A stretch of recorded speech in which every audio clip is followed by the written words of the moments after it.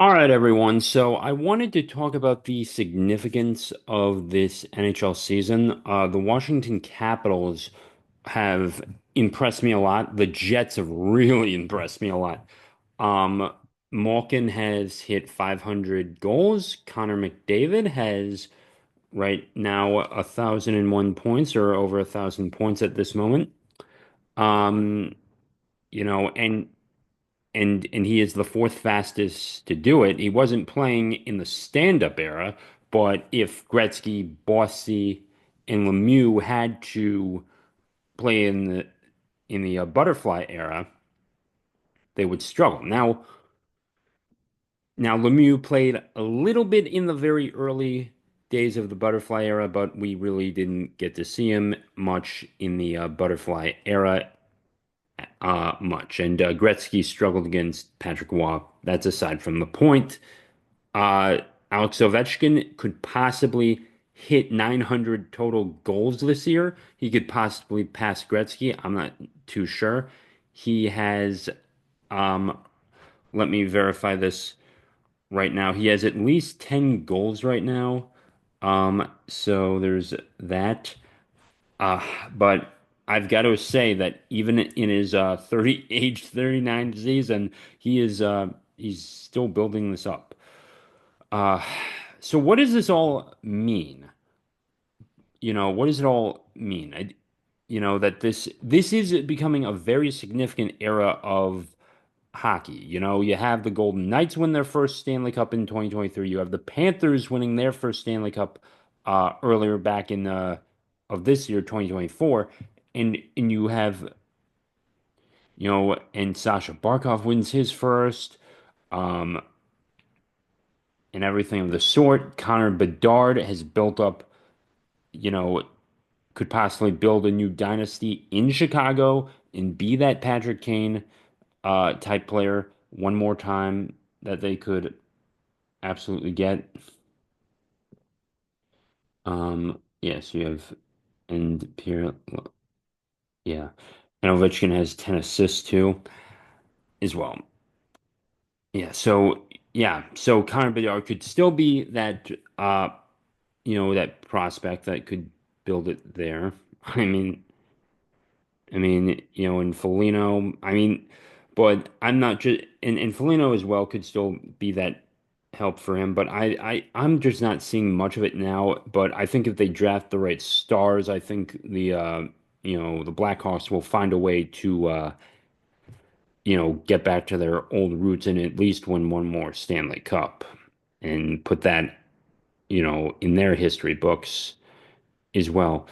Uh, Crosby could possibly hit 600 goals real soon, and I think he's probably going to do it too. He's going to be, like the 15th player to do it of all time, and he has. I think he'll probably pass Ron Francis in points.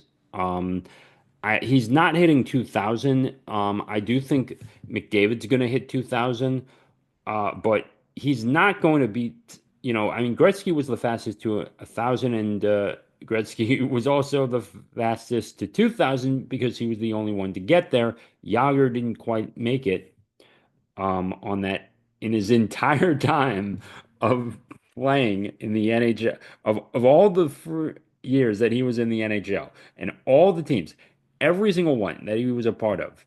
He didn't get to 2000 and he was playing in Europe too, and I think that was a bit of a mistake, and he probably would have hit 2000 at that point.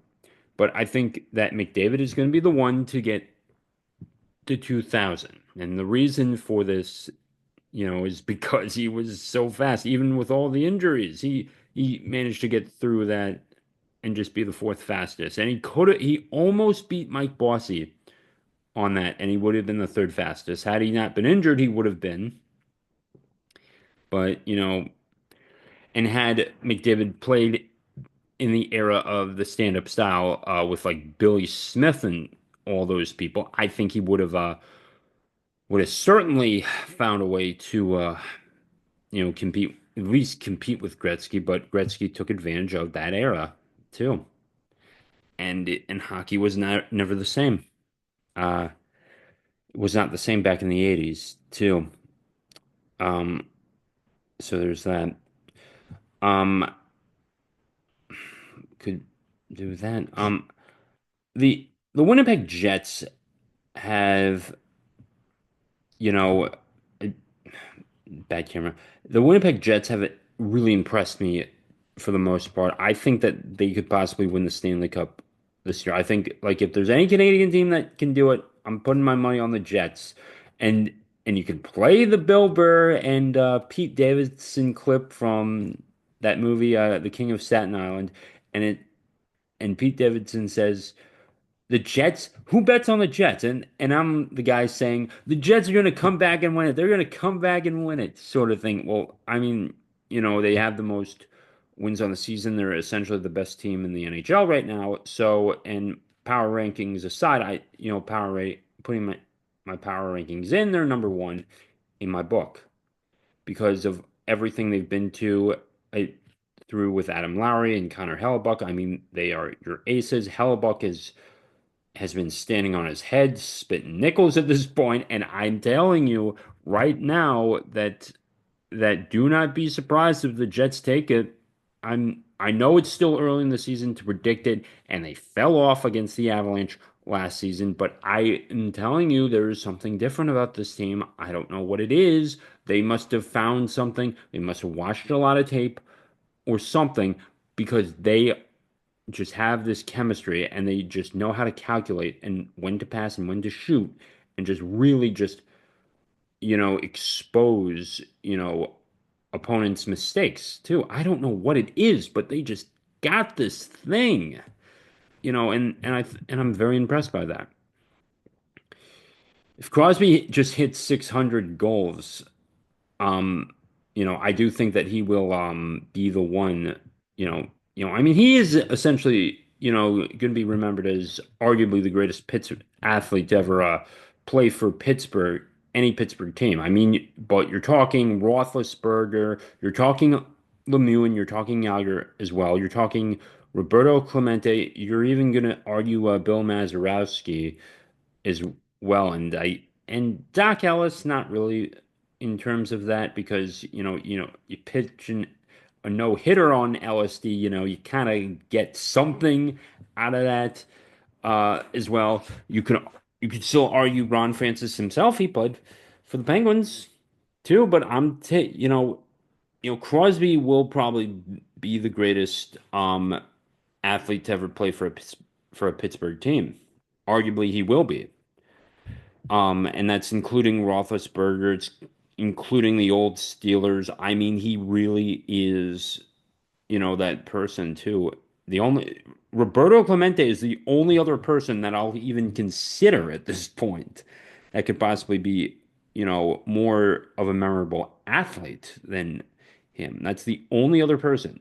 Malkin's going to be third on this list because, you still have to pay your respects to Mr. Clemente as well. So that's who I'm taking.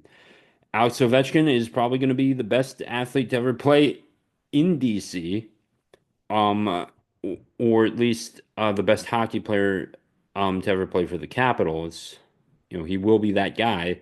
When you score almost 900 goals, in the NHL, just that alone, you would get into the Hall of Fame. And just having like 1,500, 1,600 points, you know, you're in the Hall of Fame. And he did get the Stanley Cup uh, back in 2018. And as much as I hated it, how the expansion, how the NHL went about expansion and going to 31 teams, you know, at the end of the day, it still counts, even if it's against the new team and it wasn't against the Jets.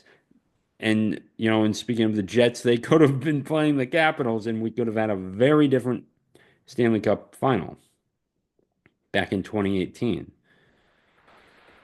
So I'm fortunate enough to say, yeah, it didn't exactly work out the way we wanted it to, and it did feel weird taking that one, but yeah, you kind of accept it at the end of the day. And for a few years, you have 31 teams, which was very awkward. Very awkward, by the way, during that time. The NHL, could, you know, the Super Hughes brothers in New Jersey, I think they've impressed me uh, right now. I really do think that they are going to be, somewhat special. They're going to be special people, and Quinn Hughes up in Vancouver, I think he could possibly win a cup with Vancouver at one point.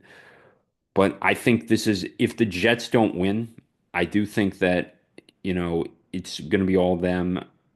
I don't, I, I don't know what's going to happen if the Jets don't win. I don't- they, in fact, no iteration of the Jets has ever even made it to the Stanley Cup final. That's the early Teemu Solani days and then getting out of the WHA, which they actually did well in, and they won that respective championship. And now they are the Utah Hockey Club, and they've moved around quite a bit too. The Thrashers, now the new Winnipeg Jets are let's see, are now on track to possibly win it. And I've got like a 94% chance for them to take it. I know you thinking, Adam, that is so absurd. It's so absurd. But no, it's not absurd when they have just been undressing goalies like it's prom night, and all that stuff. But I genuinely, I'm just telling you this now. I like watching the Jets. They are very fun and they're very, very entertaining. I mean, it's just incredible what they have done, you know, up there in Manitoba. And and the Jets fans, they love the Jets. They are flying high. They're worthy of every bit of their name. And you know, and I just don't know what else you want me to say about them, though. The Capitals could possibly play them too. So speaking of 2018, they could be back in there uh shortly though. But I think now I've said this before about the Capitals. I think they could just at least get to the second round. They are certainly impressing me right now. Um, uh, I don't know if they can maintain this, but I think they're gonna do well in the playoffs. I just don't think they're gonna go that deep. I think they'll just do well, period. That's my thoughts on that. Uh, Final thoughts. Crosby and the Penguins. Do I think they're gonna get in there? Nah, I think they're sort of falling off. I don't think they've got enough stars, and Malkin and Crosby are getting up there with age, though, but I think I'm not going to hold my breath on that. And they came very close twice in 2 years to making it and could have made it in 2022, 2023 season. They could have made it had they not lost to the Blue Jackets and Blackhawks. They would have made that one and could have been a very different series between Boston and Pittsburgh, and Boston probably could have been in the Stanley Cup Finals then, and or the Leafs could have just gotten lucky and won it or something like that. But I guess we'll never know. So, bottom line, I am very impressed with what I'm seeing so far in this NHL season. It's been a fun and entertaining so far, and I can't wait for more. P- Uh, Peace out.